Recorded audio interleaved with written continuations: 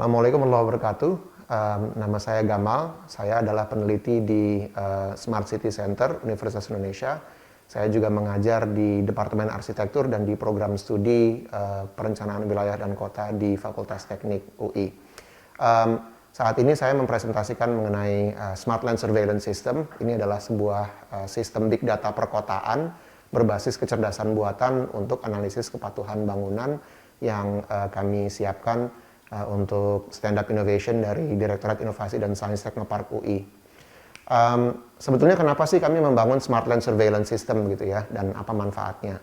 Karena kalau kita lihat kota kita ya seperti ini, kota kita itu padat, berantakan gitu ya, dan mungkin dari aspek estetis nggak terlalu menarik buat para turis yang datang untuk melihat. Nggak seperti Vienna, nggak seperti misalnya kalau kita pergi ke kota-kota di Eropa dan seterusnya. Sebetulnya buat saya masalah terbesarnya bukan estetikanya, masalah terbesarnya adalah tiga hal ini. Yang pertama adalah kota kita itu nggak punya resapan air, lalu kemudian resapan air yang tidak ada itu dibarengi dengan para penduduk yang menggunakan air tanah secara serampangan gitu ya, dan kita nggak punya ruang terbuka hijau. Jadi kalau air tanahnya udah dipakai, lalu kemudian nggak ada resapan juga, teman-teman mungkin pernah lihat bahwa beberapa kota kita mengalami likuifaksi, jadi tanahnya tiba-tiba jatuh gitu ya, lalu kemudian bangunan yang dibangun di atasnya tiba-tiba ikut jatuh. Ancaman bencana ini sebetulnya merupakan ancaman bencana yang serius sekali. Plus kalau kita nggak punya ruang terbuka hijau, maka kota kita tidak punya filter CO2, jadi sebetulnya kota kita makin lama akan makin nggak sehat karena udara yang kita hirup itu selalu kotor gitu ya. Sehingga kemudian kota kita itu akan makin lama menuju kepada kehancuran ekologis dan juga kehancuran infrastruktur. Jadi sekarang lalu kemudian solusinya apa gitu ya. Nah sebelum kita bicara solusinya, sebetulnya kita harus deteksi dulu masalahnya apa sih. Menurut saya masalahnya adalah karena perencanaan kita nggak pernah sinkron ya, nggak pernah berkorelasi dengan penegakan hukum atas pelanggarannya. Jadi kalau kita lihat misalnya ya, ini hanya satu contoh, saya menampilkan situ rawa besar, di mana kita bisa lihat data tata ruang yang kita punya. Sebetulnya di situ ada zona lindung. Jadi garis sempadan berwarna hijau, di antara dua garis sempadan itu harusnya garis sempadannya goyang-goyang gitu ya. Garis sempadannya itu harusnya kosong, tapi kita bisa lihat dia dipenuhi oleh bangunan yang digambarkan oleh kotak merah. Plus sebetulnya kalau kita perhatikan sebagian besar dari orang di Indonesia sebetulnya tidak patuh terhadap peraturan membangun. Jadi kita bisa lihat misalnya luas bumi dan bangunan yang tercatat di Sismiop. Sismiop ini adalah aplikasi yang dimiliki oleh para birokrat di biasanya Badan Keuangan Daerah di pemerintah daerah gitu ya. Misalnya di Sismiop tercatat cuma luas bangunannya 74 meter persegi. Sementara kalau kita periksa luas bangunannya bisa 314,219 meter persegi. Jadi sebetulnya ada orang-orang yang mungkin membangunnya 3 kali lipat lebih besar atau 4 kali lipat lebih besar daripada apa yang diizinkan, atau 3 kali lipat lebih besar dari apa yang mereka laporkan gitu ya. Sehingga sebenarnya pemerintah juga sangat rugi karena pemasukan dari pajak, terutama pajak bumi dan bangunan, itu sangat kecil dibandingkan dengan apa yang sudah dilaporkan oleh masyarakat. Nah, yang berikutnya sebetulnya kenapa masalah ini bisa timbul? Karena kita memang punya masalah besar dengan data ya. Pemerintah kita, dan bukan hanya pemerintah sebenarnya, ini masalah kita bersama. Di Indonesia kita nggak terlalu peduli dengan data, kita nggak terlalu peduli dengan sistem informasi yang kemudian bisa menampilkan kembali, memproses dan mengolah data gitu ya. Dan ini adalah satu contoh yang ingin saya tampilkan. Kami melakukan satu pilot project ya di 2 kelurahan di Depok, Pondok Cina dan Kemiri Muka. Kami menerbangkan drone, drone-nya ini terbang lalu membawa sebuah sensor LiDAR. LiDAR itu adalah Light Detection Area Ranging. Jadi sebenarnya sensor itu menembakkan laser ke permukaan dan kemudian laser tersebut mengembalikan informasi berupa citra 3-dimensional. Yang tampil ternyata adalah seperti ini. Kita bisa lihat bahwa deliniasi persil pajak gitu ya, yang digambarkan dengan garis merah, ini nggak sesuai dengan citra foto yang kita ambil dari udara, dan yang lebih parah lagi sebetulnya adalah geometri persil dari PBB-nya ya, yang digambarkan dengan garis merah. Ini nggak sesuai dengan persil dari Badan Pertanahan Negara yang digambarkan dengan garis kuning. Data kita masih kayak gini gitu, walaupun sebetulnya pemerintah sudah berupaya untuk menggaungkan yang namanya satu data gitu ya. Nah, belum lagi kalau kemudian kita perhatikan sebetulnya data itu dari berbagai instansi beda-beda kualitasnya. Jadi misalnya kalau kita buka data spasialnya ya, data spasial adalah data yang menggambarkan informasi keruangan gitu ya. Misalnya saya bisa lihat di 2 kelurahan tersebut jumlah nomor objek pajak di data spasialnya ada 2.900. Sementara jumlah nomor objek pajak di dalam tabel Excel di Badan Keuangan Daerah itu ada 5.600. Artinya sebetulnya ada sekitar 3.000 objek pajak yang tidak tercatat atau tidak tergambarkan di dalam peta gitu ya.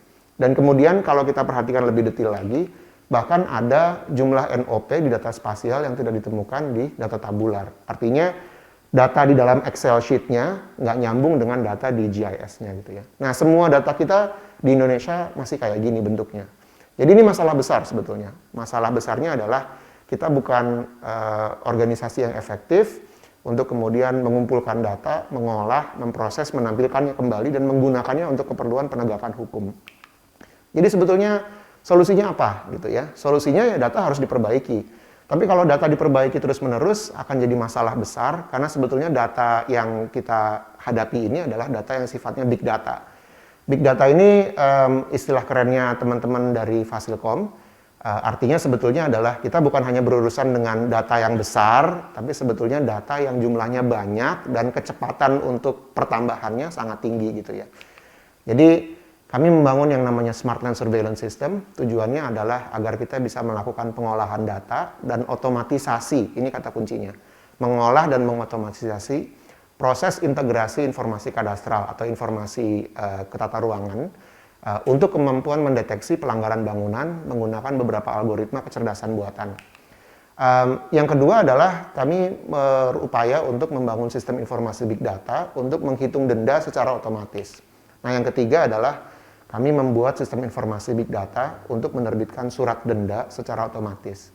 Tampilannya kurang lebih seperti ini, bisa dilihat di https smartcity.ui.ac.id/slss/demo gitu ya. Kami tampilkan yang demo karena kami nggak berani tampilkan yang ada informasi kepemilikannya, karena kepemilikan itu merupakan informasi yang sifatnya proprietary gitu ya, jadi nggak boleh dibuka kepada publik kecuali atas perintah undang-undang. Dan saya ingin sampaikan satu hal bahwa lingkup sistemnya sangat luas. SLSS ini sebetulnya adalah bukan hanya satu sistem informasi yang mengatur big data, tapi sebetulnya sistem informasi yang mengintegrasikan berbagai data dari berbagai platform dan berbagai instansi yang kemudian menjadi penyedia data. Jadi SLSS mengacu pada data yang dimiliki oleh Badan Informasi dan Geospasial, terutama peta dasarnya. Lalu kemudian SLSS juga mengambil informasi dari Sysmiop ya. Sysmiop ini adalah aplikasi yang dimiliki oleh pemerintah daerah, terutama untuk data pajak. Dan yang ketiga adalah dia juga mengambil informasi dari Kementerian Agraria dan Tata Ruang, Badan Pertanahan Nasional, untuk keperluan mengintegrasikan data kepemilikan lahan. Yang berikutnya adalah yang presentasi di sini kebetulan saya sendirian. Tapi di belakang saya sebetulnya ada golden standardnya ya, mohon maaf.